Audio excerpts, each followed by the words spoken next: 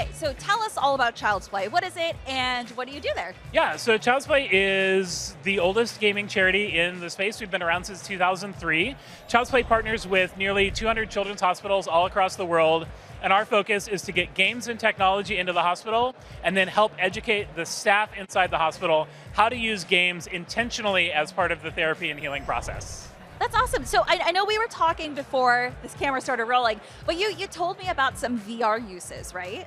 Yeah, so we actually funded a game developer at the Children's Hospital in Colorado, and they have now developed 3 different VR experiences for their patients. I love that we have these new tools, right? Like, gaming can be for good, and I Definitely, love that. absolutely, yeah.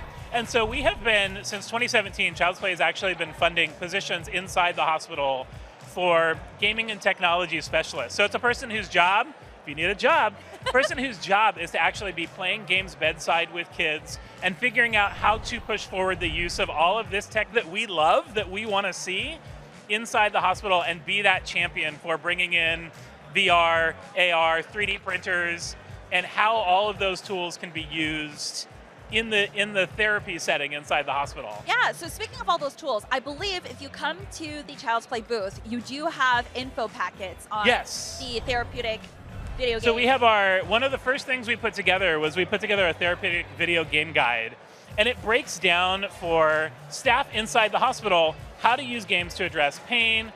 Our short-term and long-term boredom really is teaching people who are not gamers, like, what's a waiting room game and what is not.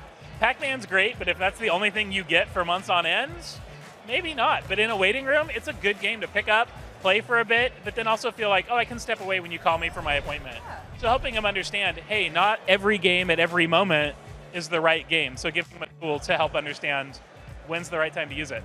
It's amazing. Well, what can gamers here do for Child's Play? So you can always find more information at childsplaycharity.org. If you want to know more about the therapeutic game guide, you can go to gametherapy.org and head there as well. And then donate. You can join us in our Play Together campaign to stream and donate to Child's Play to help bring the funds in, to help us do all the work that we're doing. Fund game techs, funds Xboxes, iPads, all the games, all those kinds of things inside the hospital. That's amazing. Well, I really hope that you get more people to sign up for that streaming and charity live stream. That would be great. I know that I'm definitely going to look into it because it seems like such a good cause. Yeah, and it's hard not to, want to bring games to kids in hospitals. And really our goal is to help just normalize life for those kids in the hospital. So giving them those tools and those opportunities to game is what we really, really want to make happen.